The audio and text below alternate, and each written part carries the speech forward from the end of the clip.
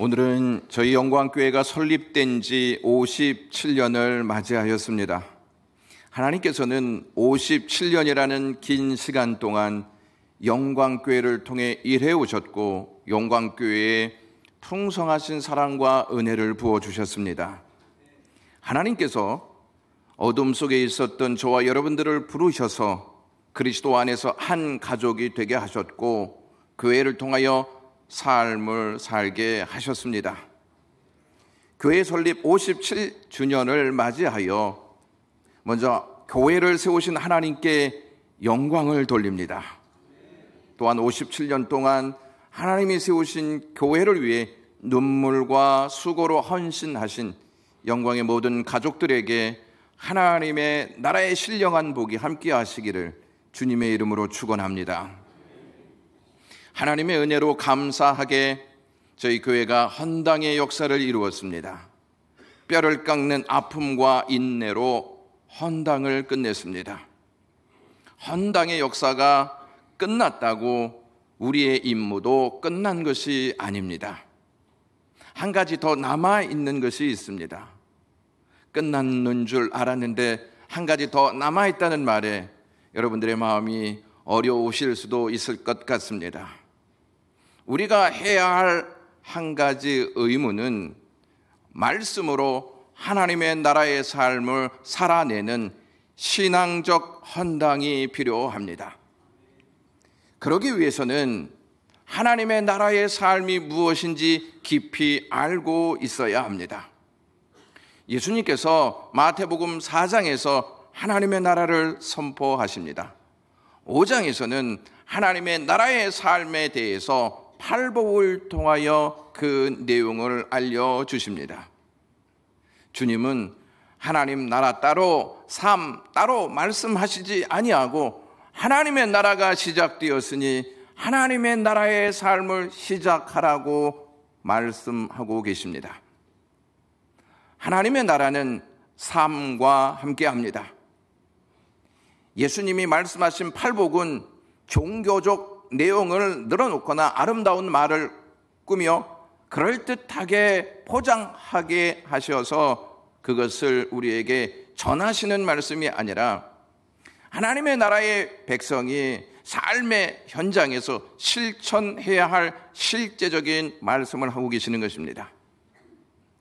주님이 주신 이 팔복이 우리의 삶에 어떠한 영향력을 미치고 있습니까? 우리는 팔복을 어떠한 자세로 대하고 있습니까?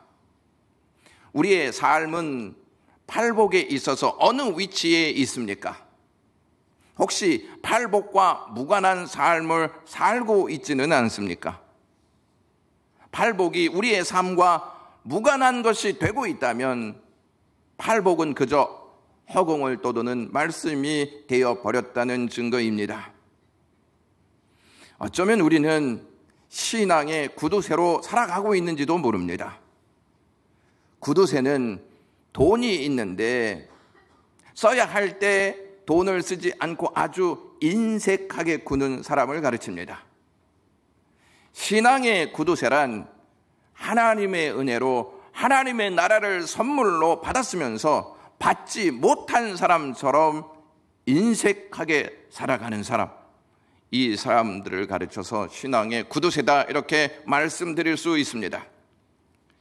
사랑하는 영광교회 가족 여러분, 우리가 하나님의 은혜로 교회를 선물로 받았고 하나님의 나라를 선물로 받았다면 삶에서 교인답게 하나님의 나라의 삶을 살아야 하지 않겠습니까? 우리의 의무는 믿지 않는 사람들에게 하나님의 나라를 보여주어야 합니다. 그래야 그들이 하나님의 나라가 있는지 알 수 있지 않겠습니까? 우리가 삶으로 하나님의 나라를 보여주지 않으면 믿지 않는 사람들은 하나님의 나라에 대한 관심을 전혀 보이지 않을 것입니다. 우리가 하나님의 나라를 보여주기 위해서는 복받은 자답게 살아야 할 줄로 믿습니다. 아직까지 복받지 못한 자처럼 산다면 참으로 서글픈 삶이라 말씀드리지 아니할 수가 없습니다. 하버드 대학에서 한 강의가 개설되었습니다. 그 강의에 하버드가 생긴 역사상 가장 많은 수강생들이 모여들었습니다. 그 강의는 10년간 인기 강좌 1위를 차지했습니다. 그 강좌는 손 아처라고 하는 교수가 담당한 행복학이었습니다. 행복이라는 주제는 모든 사람에게 가장 큰 관심사입니다. 그런데 행복의 기준은 다 똑같지는 않습니다. 어떤 사람은 행복의 기준을 돈에 두고, 어떤 사람은 권력에 두고, 어떤 사람은 좋은 직장에 두고, 어떤 사람은 성공에 두고, 어떠한 사람은 좋은 반려자를 만나 가정을 이루는 데 둡니다. 미국에서 젊은이들이 자살하는 퍼센테이지가 막 급증하고 있음을 심각한 문제로 여겼습니다. 그래서 그 이유를 살펴보니 페이스북과 인스타가 가장 많은 영향력을 미쳤다고 합니다. 젊은이들이 맛집을 찾아가서 음식을 찍어 그것을 막 올립니다. 좋은 여행지에 가서 좋은 배경을 토대로 사진 찍은 내용을 막 올립니다. 명품을 산 것을 사진 찍어 올립니다. 그것을 보고 젊은이들이 나는 이들과 무관한 삶을 살고 있다, 나는 불행한 삶을 살고 있다 생각해서 자살한다고 합니다. 이 사실을 페이스북 대표자인 마크 저거버그에게 전달했습니다. 하지만 그는 어쩔 수 없다는 반응을 보였습니다. 사람은 자기의 행복을 중요시하지 다른 사람의 행복에 대해서는 크게 관심을 두지 않습니다. 여러분들은 행복의 기준을 어디에 두고 계십니까? 다른 사람들처럼 원하는 모든 것을 다 갖게 되면 행복할 수 있다고 믿으십니까? 사람들이 원하는 것을 다 가졌던 솔로몬은 이렇게 전도서 2장 10절에서 11절에 고백했습니다. 무엇이든지 내 눈이 원하는 것을 내가 금하지 아니하면 무엇이든지 내 마음이 즐거워하는 것을 내가 막지 아니하였으니 이는 나의 모든 수고를 내 마음이 기뻐하였습니다. 이것이 나의 모든 수고로 말미암아 얻은 목이로다. 그 후에 내가 생각해 본즉 내 손으로 한 모든 일과 내가 수고한 모든 것이 다 헛되어 바람을 잡는 것이며 해 아래에서 무익한 것이로다 라고 말했습니다. 솔로몬의 고백을 듣고 우리는 그것은 솔로몬의 고백이지 우리의 고백이 아니기에 공감할 수 없다고 여기실지도 모르겠습니다. 하나님께서 그의 고백을 성경에 담으신 것은 원하는 것을 다 가졌을 때 모든 사람이 솔로몬과 같이 똑같은 고백을 할 것이라 하는 사실을 하나님께서 아셨기 때문입니다. 주님은 오늘 본문에서 심령이 가난한 자는 복이 있나니 천국이 저희 것입니다 이렇게 말씀하셨습니다. 다른 것은 다 가졌는데 천국을 갖지 못한다면 그 사람은 복 있는 사람이라 말할 수 없습니다. 또한 다른 것은 갖지 못했어도 천국을 가진 자는 복이 있는 사람이라 말할 수 있습니다. 이것을 잘 알려주는 말씀이 누가복음 16장에 기록되어 있습니다. 누가복음 16장에는 부자와 나사로에 대한 이야기가 나옵니다. 부자는 자색 옷을 입고 고운 베옷을 입고 날마다 호화롭게 즐기는 삶을 살았습니다. 몇 달에 한 번 파티를 한 것이 아니라 날마다 호화로운 파티를 벌였습니다. 그의 삶은 많은 사람들이 동경하는 삶입니다. 그에 반해 나사로라 하는 사람은 부자의 상에서 떨어지는 것을 주워 먹는 거지였습니다. 또한 그는 헌대투성이었고 개들이 와서 그 헌대를 핥았습니다. 누가 봐도 복 받은 사람은 부자고 복 없는 사람은 나사로라 말할 것입니다. 그들은 동시에 죽음을 맞이합니다. 죽음을 맞이한 둘은 땅에서와는 달리 정반대의 장소로 옮겨지게 됩니다. 부자는 고통이 있는 음부로, 나사로는 천사들에게 받들려 하나님 나라로 갑니다. 음부에서 고통받는 부자는 여전히 자신이 복받은 사람이라고 생각하고 있었을까요? 그는 고통 중에 아브라함 품에 있는 나사로를 보게 됩니다. 나사로를 보는 순간 그는 그가 복이 있는 사람이라 말하지 않았겠습니까? 부자는 아브라함에게 한 가지 내용을 요청합니다. 나에게는 5 형제가 있는데 그들에게 나사로를 보내서 고통받는 이곳에 오지 않고 하나님 나라에 갈 수 있게 해달라고 부탁합니다. 그러면서 누가복음 16장 30절에 이렇게 말합니다. 만일 죽은 자가 그들에게 가는 자가 있으면 회개하리이다. 여기서 중요한 대목은 회개하리이다 하는 대목입니다. 그러니까 하나님의 나라는 회개하는 자가 가는 것이다 하는 것을 늦게 깨달았습니다. 그의 말을 좀 살펴보면 그의 말에는 뭔가 확실한 증거가 있어야 믿을 만한 뭔가를 보여주어야 내 형제들이 믿을 것이라는 말입니다. 그의 요청을 받고 아브라함이 이렇게 말합니다. 이르되 모세와 선지자들에게 듣지 아니하면 비록 죽은 자 가운데서 살아나는 자가 있을지라도 구원함을 받지 아니하리라 하였다 하시니라. 여기에서 모세와 선지자는 구약 성경을 의미합니다. 그러니까 성경에 있는 말씀을 믿지 않는 자는 어떠한 증거를 보여주어도 믿지 않을 것이라는 말씀입니다. 심지어 죽은 자가 살아나서 천국과 지옥에 대해서 말하고 보여준다 할지라도, 어떠한 증거를 말하고 보여준다 할지라도 그들은 믿지 않을 것이라는 말입니다. 예수님께서 왜 이 말씀을 하셨다고 생각하십니까?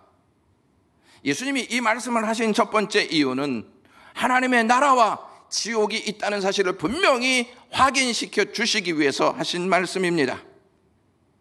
둘째는 하나님의 나라는 부자나 거지가 가는 곳이 아니라 회개하는 자가 가는 곳임을 알려주시기 위해서 말씀하신 내용입니다. 셋째로 하나님의 말씀을 믿지 않는 자는 그 어떠한 것을 들려주고 보여주어도 믿지 않는다는 것입니다. 마지막으로 사람은 다 죽는다는 것입니다. 예수님이 말씀하신 부자와 나사로의 이야기와 팔복은 누가 복 있는 사람인지를 잘 알려주는 말씀입니다. 부자와 나사로의 이야기를 통해 주님은 하나님의 말씀을 믿지 않는 자는 회개하지 않고 회개하지 않는 자는 하나님 나라에 들어갈 수 없다는 사실을 말씀하셨습니다. 팔복의 말씀은 하나님의 나라를 믿는 자는 회개하고 하나님 나라의 삶을 산다고 말씀하고 계십니다.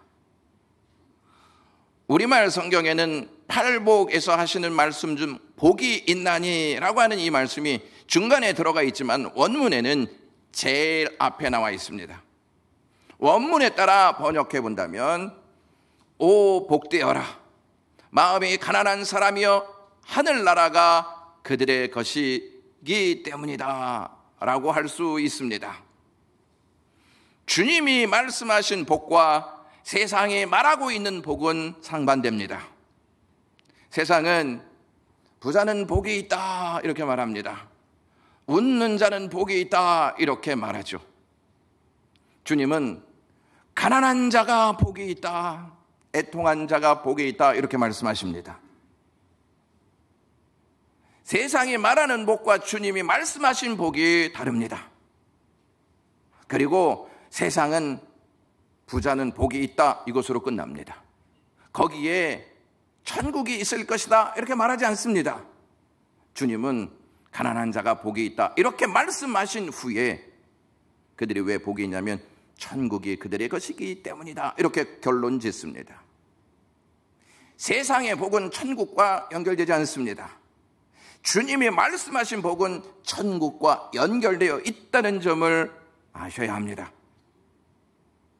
팔복은 세상이 인정할 수 없는 내용을 복이라고 말씀합니다. 그러나 천국이 있습니다. 가난한데 복이 있고 가난한데 천국이 있다고 말씀합니다. 그래서 팔복은 역설적입니다. 팔복은 역설적인과 동시에 보상적입니다. 심령이 가난한 자는 복이 있다 이렇게 말씀하시는데 그 이유는 천국이 저희 것이기 때문이다 하는 사실 때문입니다.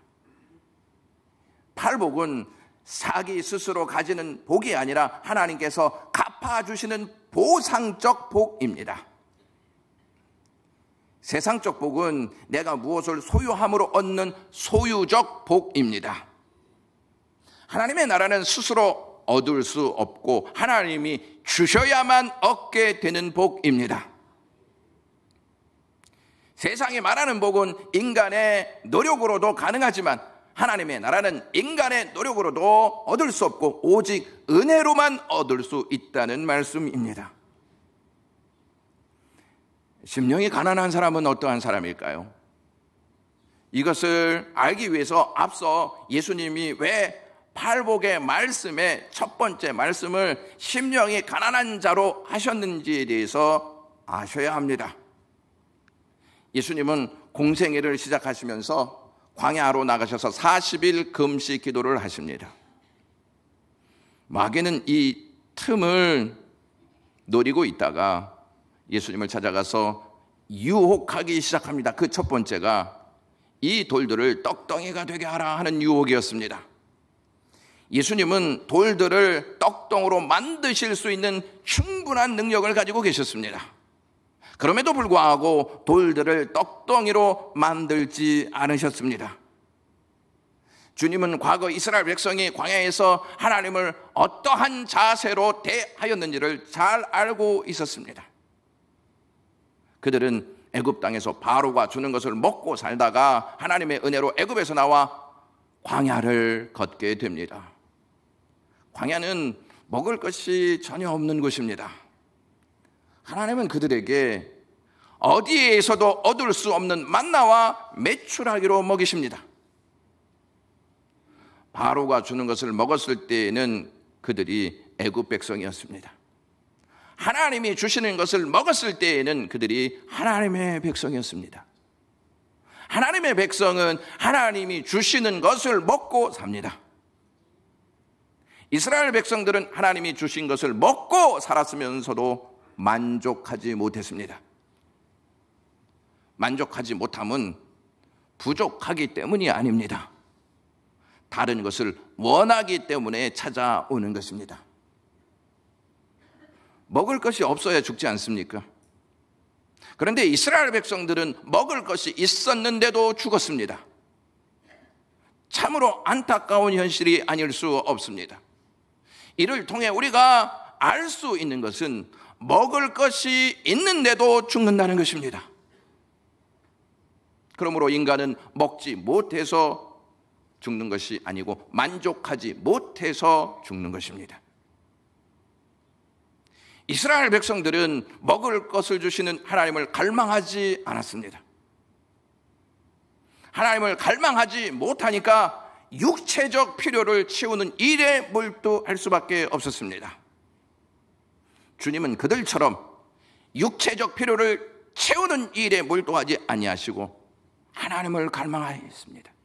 그래서 이렇게 말씀합니다. 사람이 떡으로만 살 것이 아니요 하나님의 입으로부터 나오는 모든 말씀으로 살 것이다. 이렇게 물리치셨습니다. 많은 사람은 떡으로 살 것이라고 믿습니다. 사탄도 떡이 있어야 산다고 말합니다. 이스라엘은 떡이 있었습니다. 그러나 불행하게도 광야에서 죽었습니다. 사람은 하나님의 입으로부터 나오는 모든 말씀으로 살지 않으면 죽습니다. 우리는 하나님의 말씀을 들을 때 우리가 원하는 것에만 귀를 기울이고 순종하려고 합니다. 그러나 주님은 하나님의 입으로부터 나오는 모든 말씀으로 살 것이라 하셨습니다. 모든 말씀이란 내가 원하지 않는 말씀도 포함됩니다. 그러므로 우리는 우리가 원하는 말씀이 아니라 하나님이 주시는 모든 말씀을 먹고 순종해야 할 줄로 믿습니다. 심령이 가난한 자란 어떠한 자이냐면 예수님이 말씀하시는 이 가난한 자라고 하는 이 단어가 푸토코스라고 하는 단어인데요. 파산되어 돈 한 푼 없는 빈 털터리를 뜻합니다. 부자와 비교하여 상대적으로 가난한 사람을 가르치는 것이 아닙니다. 구걸하면서 살아가는 거지를 뜻합니다.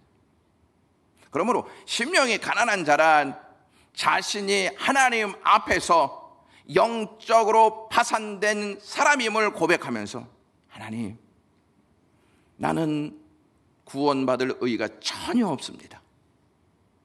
나는 하나님 앞에 설 수 있는 자격이 전혀 없는 빈 털터리입니다. 저는 의인이 아니고 죄인입니다. 이렇게 고백하면서 겸손히 하나님의 자비와 하나님의 은혜를 구하는 자, 그 사람을 가르쳐서 심령이 가난한 자라 말씀합니다. 당시 유대 종교 지도자들은 자신들은 영적 부자라고 생각했습니다. 영적 부자라고 착각하는 사람들은 하나님께 자비와 공로를 구하지 않고 늘 자신의 공로를 내세워서 자기의 의로움을 강조합니다. 누가복음 18장에는 바리새인과 세리의 기도가 나옵니다.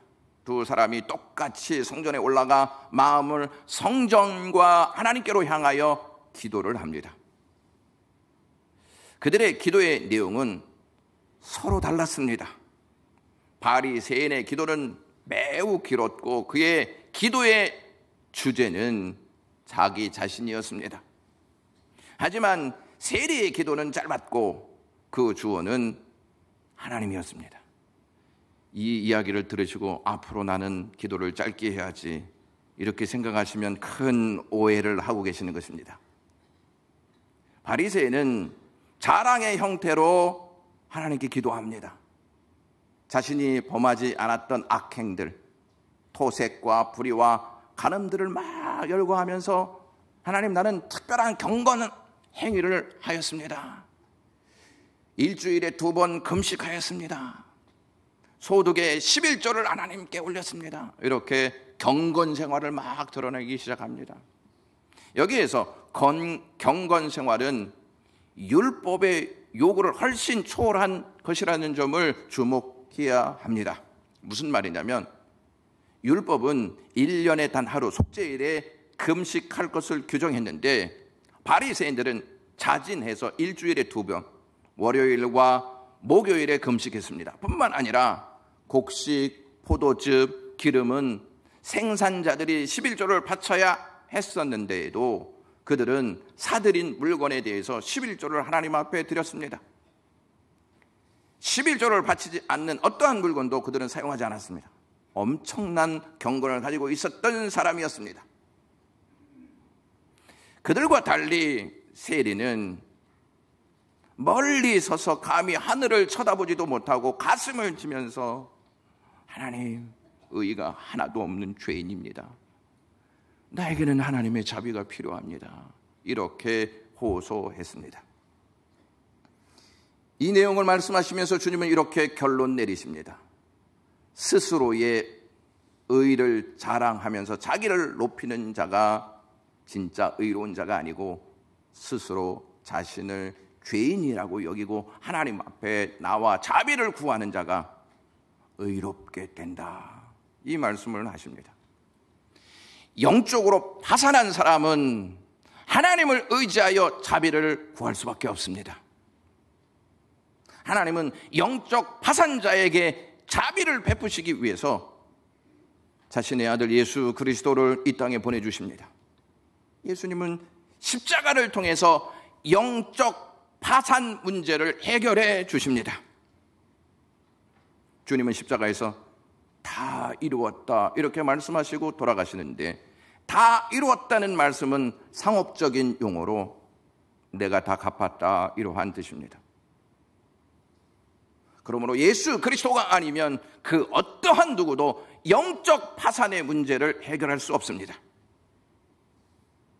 그러므로 자기들이 영적 파산 맞은 사람으로 알았던 세리, 창기, 사마리아인들은 주님을 구주로 영접합니다. 여러분, 이 세상에 의로운 사람이 단 한 사람도 있다고 생각하십니까? 이사야 64장 6절 말씀에 우리는 다 부정한 자 같아서 우리의 의는 다 더러운 옷 같으며 우리는 다 잎사귀같이 시들므로 우리의 죄악이 바람같이 우리를 몰아가나이다. 이렇게 말합니다. 여기에서 주목해야 할 것은 다라고 하는 수식어입니다. 다 부정하다, 다 더럽다, 다 잎사귀같이 시든다 하는 것입니다. 예수님은 부유한 자가 복이 있다 말씀하시지 아니하고 심령이 가난한 자가 복이 있다 이렇게 말씀하십니다. 당시 유대인들은 하나님이 주신 복이 부다 이렇게 생각했어요. 가난한 자는 저주받은 사람이다 이렇게 생각했다는 것입니다.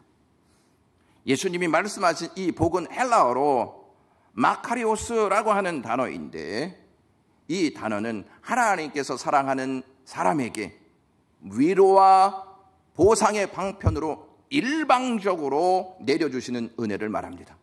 하나님이 일방적으로 주시는 것입니다. 그런데 이 복이라고 하는 이 마카리오스가 영어 성경에 어떻게 번역되냐면 해피니스가 아니라 블레싱으로 번역되고 있다는 점입니다. 해피니스라고 하는 이 행복이라는 단어는요, 해픈이라는 동사에서 유래되었습니다. 해픈은 우연히 일어난 인간의 일상적인 개념을 말합니다.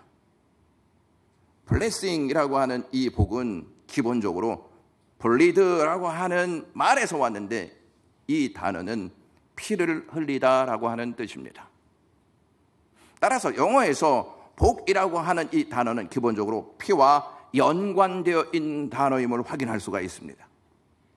구약시대에 이스라엘 백성들은 하나님께 짐승을 잡아 피로 제사를 드림으로 죄 사함의 은혜를 받아서 하나님과 언약 관계임을 확인했습니다.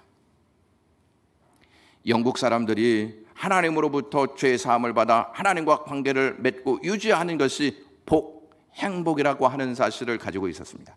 그래서 그들이 하나님의 축복을 서로에게 빌 때 이렇게 말합니다. God bless you라고 말합니다. 이게 어떠한 뜻이냐면 예수를 믿어 죄 사함을 받아 하나님과 관계를 맺고 하나님의 동행하심을 누리십시오 이러한 뜻입니다. 어느 교수의 이야기를 해드리겠습니다. 그는 바늘 끝도 들어가지 않을 정도로 날카로운 지성인이었습니다. 이 사람은 한국에서도 지독하게 가난한 가정 가운데에서 살았습니다. 하지만 매우 똑똑한 사람이었습니다. 이 사람이 사랑한 여인이 있었는데 그 집안에서 그 사람을 반대했습니다. 이 사람은 충격을 받고 일을 갈기 시작했습니다. 한국을 떠났습니다. 미국에 가서 내가 성공하리라. 미국에 가서 열심히 공부를 하여서 명문대학에 들어갔고 명문대학에 들어가서 최고의 인기 교수가 되었습니다. 그런데 이제 모든 것을 거머쥘 판에 6개월 시한부 선고를 받게 됩니다. 너무 억울했습니다. 교회를 나가기는 했지만 믿음을 굳게 세워서 잘 나가지는 않았습니다. 그런데 하나님과 단판을 져야 되겠다 하는 생각에 짐을 싸서 산으로 올라갑니다. 그리고 하나님께 이렇게 부르짖습니다. 내가 당신한테 잘못한 것이 뭡니까? 내가 도대체 무엇을 잘못해서 내 힘으로 쌓아올린 이 인생을 이렇게 잃어버려야 합니까? 우리 아이들 이제 4살이고 5살이고 내 안의 고생도 끝나려 하는데 당신께서 무슨 권리로 내게 이러한 혹독한 형벌을 가하십니까? 계속해서 한탄했습니다. 그러한 그에게 하나님께서 이렇게 대답하셨습니다. 내가 너의 인생을 보여주겠다. 그의 인생 역정이 시네마처럼 막 돌아갔습니다. 그 장면이 떠오르기 시작했습니다. 서울에서 고학할 때 너무나 가난해서 경희대에서 집까지 10km가 되는 거리를 차비가 없어서 걸어 다녔습니다. 걸어 다니면서 지나가는 자동차들을 보면서 서울 시내 자동차들은 모두 불타버렸으면 좋겠다 이런 생각을 했습니다. 명문 집안에 사랑하는 사람을 떠나 보내면서 이 나라의 모든 부자들은 다 불타버렸으면 좋겠다 이렇게 소리쳤습니다. 그러한 모습들이 떠오르기 시작하면서 한국을 떠날 때 비행기 안에서 밑을 바라보면서 이 땅이 전쟁이라도 났으면 좋겠다, 이 땅은 저주받아야 할 땅이다 하는 마음을 가졌던 내용이 주마등처럼 막 스쳐갔습니다. 미국에 와서도 오로지 성공하겠다는 일념으로 하루 종일 일하고 돌아온 아내가 자기 학위 논문을 타이핑 막 쳐주는데 오타가 딱 발생하면 그 앞에서 화를 내면서 찢어버렸습니다. 아내는 한마디 불평도 하지 않고 다시 타이핑을 쳐주는 모습이 막 스쳐 지나갔습니다. 하나님은 적나라하게 그의 인생을 보여주셨습니다. 그는 도저히 견딜 수가 없었습니다. 하나님 앞에서 백기를 들지 않을 수가 없었습니다. 하나님 살려주십시오. 한 번만 살려주신다면 이 순간부터는 나를 위해 살지 않겠습니다. 그리고 그 자리에서 하나님께서 보여주신 자신의 죄들을 적기 시작했는데 모두 53페이지가 되었다고 합니다. 그는 자신이 정말 그런 사람인 줄 몰랐다고 했습니다. 하나님의 빛 앞에 서면 자신의 실체가 고스란히 다 드러난다는 것을 그제야 깨닫게 되었습니다. 하나님 앞에 자신의 죄를 다 내어놓고 용서를 구하자 하나님이 너의 죄가 용서받았다 이렇게 말씀하시더라는 것입니다. 그 말씀을 받는 순간 자신 내면 안에 깊이 상처난 모든 상처가 치유되기 시작했습니다. 그는 산에서 내려왔습니다. 아내는 죽을 상을 하고 산으로 올라갔던 사람이 평화로운 모습으로 내 영혼이 은총 입어 중한 재짐 벗고 보니 라는 찬송을 부르면서 내려오는 것을 보면서 이제 이 사람이 생을 마감하려 하는구나 하는 생각을 했다고 합니다. 그는 그때부터 생식을 하면서 자기 몸을 조절했는데 1년쯤 지나자 부었던 배가 다시 가라앉기 시작했다고 합니다. 의사들이 검사를 해본 결과 너무 놀라운 것은 이 사람이 정상의 몸으로 돌아왔다는 것입니다.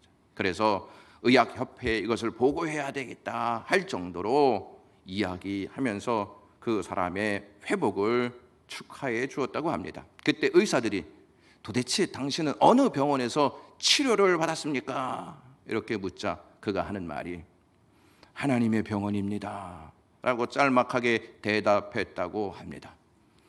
그분은 그러고 나서 아직까지 살아있습니다. 그때 힘이 없어서 면도를 못해 콧수염을 길렀는데 아직까지도 그 콧수염을 기르고 있다고 합니다. 하나님의 은혜를 자꾸 생각하면서 살았습니다. 그때부터 그는 하나님께 헌신하며 방학 때가 되면 미국의 모든 대학생들을 찾아다니면서 하나님의 꿈을 전하였습니다. 사실 미국에서 교수들은 방학 때 세미나로 돈을 가장 많이 버는데 이 사람은 그것을 내려놓고 하나님의 말씀을 전하는 전도자가 되었습니다. 자기가 최고인 것처럼 알고 살았던 사람이 하나님의 빛 앞에서 자신의 실체를 보고는 마음이 한없이 가난해져 버린 것입니다. 이제 하나님의 나라가 그의 것이 되었습니다. 1987년도에 그는 남가주 캘리포니아에서 300명이 모인 대학생들을 앞에 두고 하나님의 비전을 전했습니다. 그 비전을 듣고 변호사가 되려고 했던 사람 가운데 한 사람이 목사가 되기로 마음을 새롭게 고쳐먹었습니다. 그분이 한홍 목사님이십니다. 복 있는 자는 천국을 얻은 자입니다. 천국은 심령이 가난한 자의 것입니다. 심령이 가난한 자는 자기 자신이 죄인임을 깨닫고 하나님께 자비를 구하면서 하나님, 나는 은혜로만 살 수 있습니다.